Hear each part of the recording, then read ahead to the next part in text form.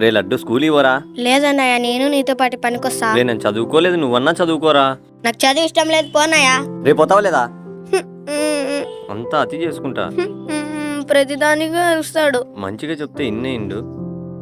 కొత్తిమీర పచ్చిమిరకాయలు తింటే లీసి మొత్తం అయిపోతుంది. ఏం వీడు ఏడుస్తాడు? ఏం లడ్డు ఎందుకు ఏడుస్తున్నావు? నాకు చదువు ఇష్టం లేదన్నా, నేను స్కూల్కి పోనంటే మా అన్నయ్య అరుస్తున్నాడు. చదువుకోనంటే ఎలారా? నిన్నే నీకోసం పొద్దు నుంచి సందగా వరకు ఎంత కష్టపడతానో తెలుసా? ఏమో అన్నా. నేను తన కోసం దాచుకున్న డబ్బు నీకోసమే ఖర్చు చేస్తున్నాడు కదా. నిన్ను చూసుకోవడం కోసం తను పెళ్లి కూడా చేసుకోని ఉన్నారా? అలాంటి అన్నయ్య దొరికంటే నువ్వు ఏదో జన్మలో పుణ్యం చేసుకున్నావురా. అయినా నేను చదివిస్తే తన ఏదో నువ్వు ఉద్ధరిస్తావని కాదురా, నీ కాలంలో నువ్వు నిలబడతావని. మా అన్నయ్యకి ఇప్పుడే సారీ చెప్తా అన్నా.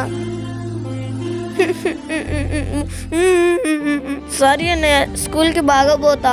మీరు కూడా మీ పిల్లలకు మీ కష్టాన్ని తెలియజెప్పి పిల్లలకు చదువు వైపు దారి చూపండి. ప్లీజ్ సబ్స్క్రైబ్ చేయండి.